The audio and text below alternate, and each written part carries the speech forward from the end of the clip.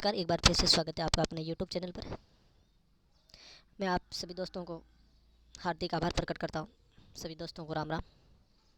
और सभी साथी जो टीचर लाइन की तैयारी कर रहे हैं, चाहे वो सीटेट हो, रीट हो, चाहे कोई भी कंपटीशन एग्ज़ाम क्यों ना हो, तो आज हमने साइकोलॉजी का एक बेहद महत्वपूर्ण टॉपिक लिया है और उस टॉपिक का नाम ही रहेगा क्रियात्मक अनुसंधान, एक्शन रिसर्च। तो आज का ये महत्वपूर्ण टॉपिक है, बहुत ही बढ़िया। आप इस टॉपिक को थोड़ा बहुत समझने का भी प्रयास कीजिएगा, मैं भी पूरा प्रयास करूँगा।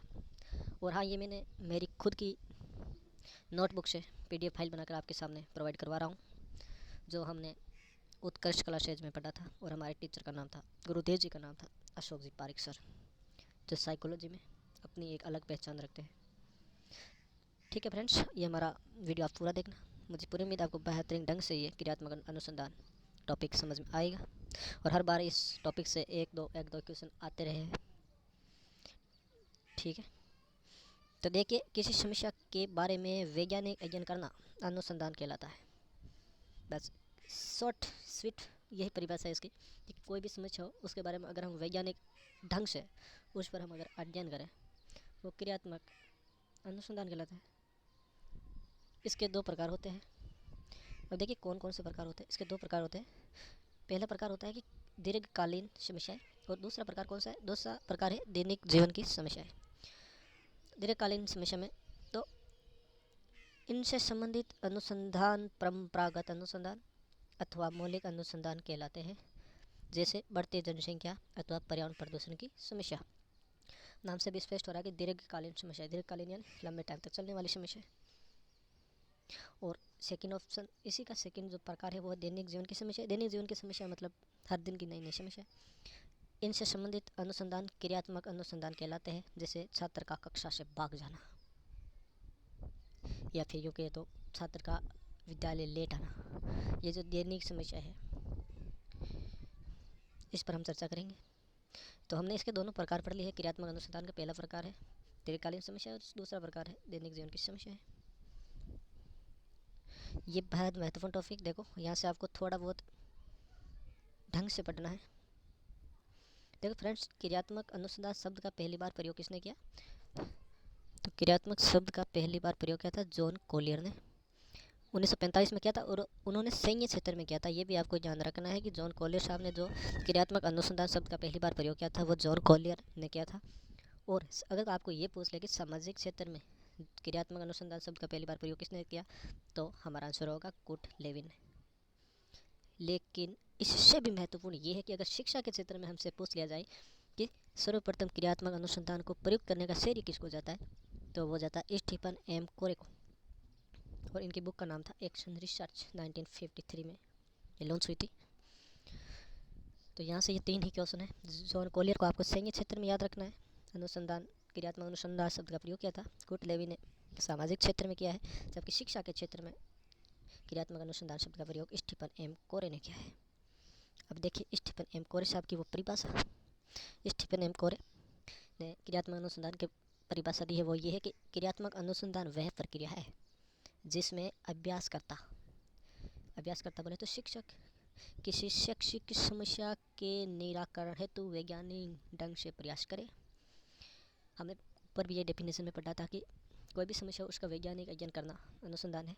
तो अगर कुछ समस्या है तो उसके सोल्व करने का जो तरीका है, समस्या को जानने का तरीका है, उसको हम वैज्ञानिक दृष्टिकोण से सोचे, उसको समस्या को हल करने का प्रयास करें, वही एक बोले तो समस्या समाधान क्रियात्मक अनुसंधान है।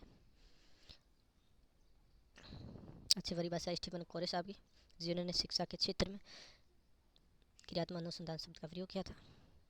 अब वो परिभाषा, अब वो महत्वपूर्ण विशेषता है जो एक्शन रिसर्च की बहुत महत्वपूर्ण विशेषता हम पढ़ने जा रहे हैं, जहाँ से क्वेश्चन आने की अधिकतर संभावना रहती है। देखिए, इसका संबंध दैनिक जीवन की समस्याओं से है। हमें अनुसंधान की दो टाइप पढ़े थे, एक दीर्घकालीन समस्या और दैनिक समस्या। तो जो दैनिक समस्या होती है, उसको एक्शन रिसर्च की बड़ी विशेषता ये है कि इसका संबंध दैनिक जीवन की समस्याओं से है, जैसे छात्र का कक्षा में देर से आना, अथवा छात्र का धूम्रपान करना, छात्र का गृह कार्य नहीं करना। एक नंबर विशेषता ये है कि दैनिक जीवन की समस्या से है।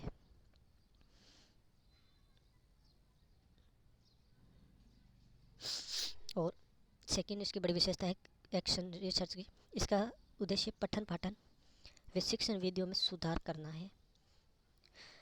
इसे शिक्षक, निरीक्षक अथवा शाला प्रधान कोई भी कर सकता है।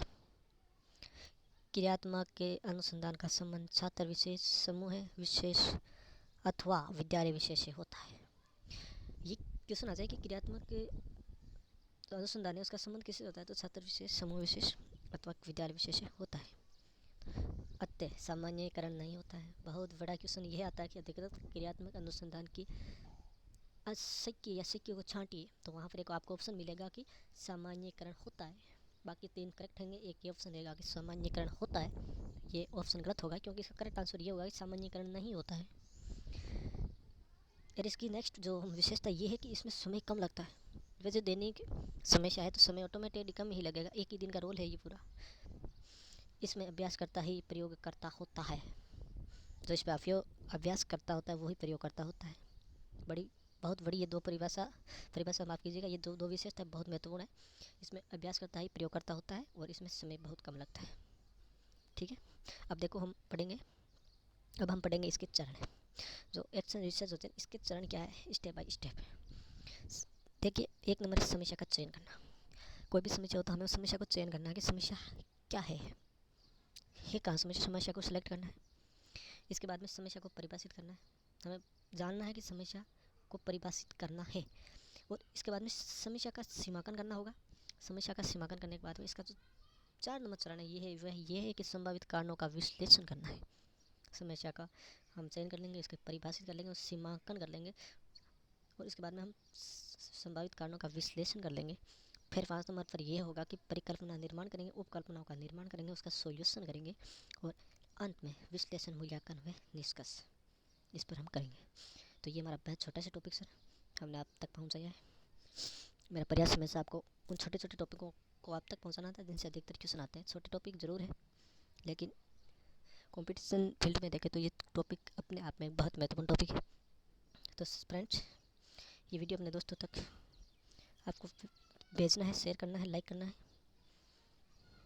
Thank you. छोटा सा वीडियो, आगे भी हमारा यही प्रयास रहेगा। हमारा जो मॉडल टेस्ट सीरीज चल रही है उसका हम नेक्स्ट मॉडल टेस्ट सीरीज जल्दी लाएंगे। Thank you friends, okay bye.